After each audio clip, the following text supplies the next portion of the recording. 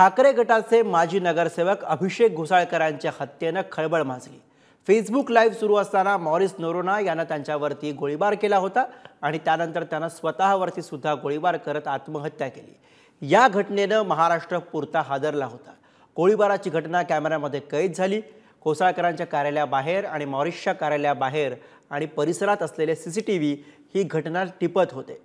त्या कॅमेऱ्यांनी जे काही टिपलंय त्यातनं हा घटनाक्रम आता आणखी स्पष्ट होतोय। या सीसीटीव्ही फुटेज पुढारी न्यूजच्या हाती लागलेले आहेत। त्या आधारे आपण नेमकं त्यावेळेला काय घडलं याचा अंदाज बांधण्याचा प्रयत्न करूयात। काही सीसीटीव्ही फुटेज आपल्या समोर आहेत। हे सीसीटीव्ही फुटेज आपण बघतोय जिथं आपल्याला या सीसीटीव्ही फुटेजमध्ये वेगवेगळ्या खरं तर परिसरामधले हे फुटेज आहेत। जिथं आपल्याला एक रिक्षा दिसतेय, सोबतच अमरेंद्र मिश्रा आपल्याला दिसतोय जो मॉरिस याचा अंगरक्षक आहे, बॉडीगार्ड आहे, तो आपल्याला दृश्यांमध्ये दिसतोय। ही दृश्य मॉरिस याच्या ऑफिसच्या बाहेरची दृश्य आहेत जी आता आपण आपल्या टीव्ही स्क्रीनवरती बघतोय, जिकडे आपल्याला अमरेंद्र मिश्रा जो या प्रकरणामधला एक आरोपी आहे, 2 आरोपींपैकी एक आहे, तो आपल्याला दिसतोय ज्याच्या बंदुकीतनं खरं तर गोळी झाडली गेली। दुसरीकडे या दृश्यांमध्ये आपल्याला दिसतोय तो आहे मेहुल पारेख जो मॉरिस याचा पीए आहे, तो सुद्धा आपल्याला दृश्यांमध्ये दिसतोय। आपण जर नीट बघितलं तर या ठिकाणी एक रिक्षा पकडण्यासाठी म्हणून तो आलेला, एक रिक्षा तो थांबवतो, रिक्षामधनं तो उतरतो आणि रिक्षामधनं उतरल्यानंतर तो या ठिकाणी जवळच असलेल्या एका पानटपरीवरती जाताना आपल्याला दिसतोय। तो पानटपरीच्या दिशेने जातोय, तिथनं तो एक सिगरेट घेतो आणि ती सिगरेट घेऊन तो पुढे या रिक्षामध्ये जाऊन बसतोय आणि रिक्षा पकडतो। हे सगळं मॉरिसच्या ऑफिसच्या परिसरामध्ये घडतंय जेव्हा या ठिकाणी अभिषेक घोसाळकर आणि मॉरिस एकत्र आहेत आणि ही धावपळ पाहायला मिळते।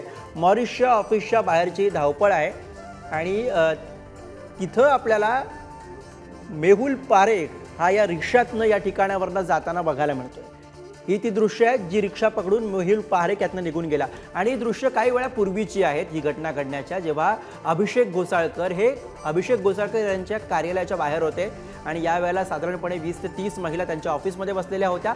तर आत्ताचं हे जे सीसीटीव्ही फुटेज आहे ते आहे मॉरिस याच्या ऑफिसच्या बाहेरचं, जिकडे आपल्याला मेहुल पारेख दिसतोय काळ्या टी शर्टमध्ये आणि दुसरीकडे अमरेंद्र मिश्रा मॉरिसचा बॉडीगार्ड सुद्धा दिसतोय आणि ही दृश्य आहेत ती मॉरिसच्या ऑफिसच्या अगदी बाहेरची दृश्य आहेत आणि त्यामुळे हे सीसीटीव्ही फुटेज आता समोर आल्यामुळे कुठेतरी संभ्रम वाढल्याचं दिसतंय। कारण जितक्या संयतपणे, जितक्या संयमानं हा मेहुल पारेख याचा वावर आपल्याला तिकडे पाहायला मिळतोय, तो इतर सगळ्या गोष्टी करताना दिसतोय, त्या बघता कुठेतरी या कटाचा त्याला पूर्वीपासूनच अंदाज होता का आणि त्यातनं त्यानं त्या जागेवरनं पळ काढला का असा प्रश्न किंवा असा संशय सुद्धा आता निर्माण होतोय।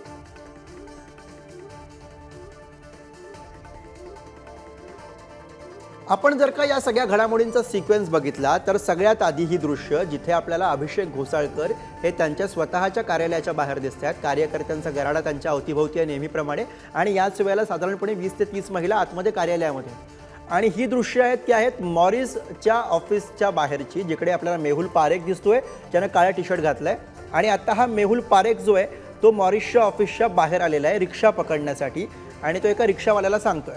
दुसरीकडे अमरेंद्र मिश्रा जो या प्रकरणामधला आणखी एक आरोपी आहे, मॉरिसचा बॉडीगार्ड आहे, तो सुद्धा आपल्याला या ऑफिसच्या आतमध्ये जाताना बघायला मिळतोय। मॉरिसच्या ऑफिस बाहेरचं सीसीटीव्ही फुटेज